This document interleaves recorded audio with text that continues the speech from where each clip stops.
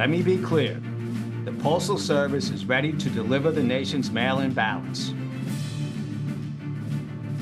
The U.S. Postal Service insisting they're ready for this coming flood of mail-in ballots, despite concerns raised by some election officials throughout the country. Many Americans, as you know, will soon be able to cast their votes, including those in Wisconsin, where absentee ballots have now been sent out to those who requested them. To discuss all of this, we've brought in head of the U.S. Election Assistance Committee, Commissioner Ben Hovland, excuse me, sir. We appreciate it. Unanimously confirmed by the Senate, a nonpartisan figure. But this is a tricky issue. I mean, usually your work, this commission's been around for about 2 decades, is low profile, but now it's as high a profile as you could ever be. So how are you navigating all of the issues out in the states, these concerns about mail-in ballots, about the security of the elections? What are you doing to assist voters and reassure people about integrity of the electoral system? The Election Assistance Commission was set up to be what I call a customer service agency, because our state and local election officials run elections all across the country. And so we support them in any way we can. But now, 47 days out, the election is here. Ballots go out with the military and overseas ballots. The deadline to send those out is Saturday. So ballots will be mailed out all across the country. And so at this point, we are in the election, and we continue to support the local officials who run our elections. Give me 2 specific examples of things your commission is doing. Well, there have been a number of things we've done. Of course, the information environment that we're in is very challenging. And we know that the best place to go for trusted source information is your state and local election official.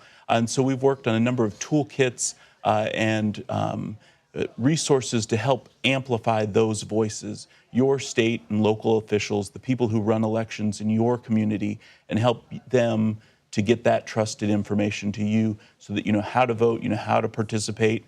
At this point, again, in the cycle, it's time to get registered to vote. It's time to get your registration updated at your current address. And then it's time to make a plan to vote, to figure out if you're going to vote by mail, early in person, or on election day. And so providing resources to those local officials to get that trusted source information out to their voters. In the wake of the 2020 election, we know many states tinkered with their voting laws to varying degrees. If you're a voter out there in the country, maybe you're in a battleground state, maybe you're not, should you be calling a certain agency nationally, your commission, somewhere in the state, to inquire about what's necessary to vote in terms of identification, if any is required, proof of residency, et cetera? The best source for that information is your local election official. We have how elections are administered across the country varies a little by state. At the end of the day, there are those commonalities. Of course, there's federal law that has to be followed. And then the other big thing is that our elections are transparent. The people who run them are professionals, and they follow the laws of their state. But there really are differences, when early voting starts, if you have to have an excuse to vote by mail or not. And the best place to get that is from your local election official. When you sit back in your office and you look at the map, what keeps you up at night? What worries you? One of the great things about my job is that I get to travel all around the country. I don't even know how many states I've been to this year, but in every one of those, what I see are local election officials who have been working tirelessly to make sure that they're ready for November. And so the confidence that gives me, seeing that preparation that's gone into it, seeing the work that has gone into ensuring that Americans are able to participate, is something that gives me a lot of confidence in the process. And again, at this point in the cycle, there are things that Americans can do to help out those local election officials. And that's things like I mentioned earlier, getting your registration updated. Vote.gov is a great place to go for that, but also making that plan to vote so you know how you're going to participate. And just quickly, finally here, are there enough election workers in this country, or are we seeing a gap in some states? At this point, there's still a few jurisdictions, or there are some jurisdictions that have needs, particularly generally your poll workers have a partisan balance. So in some places of the country, one particular party or the other is needed. There's always a need for language assistance in a number of jurisdictions. And so, again, the best place to find that out is your local election official.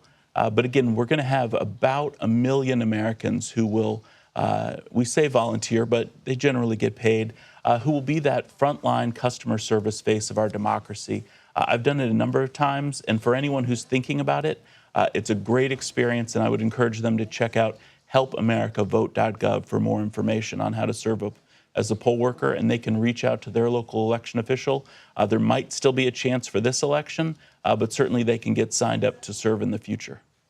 Commissioner Ben Hovland, we appreciate you stopping by, part of the nonpartisan Federal Commission looking at election assistance. Thanks for being here. Thanks for having me.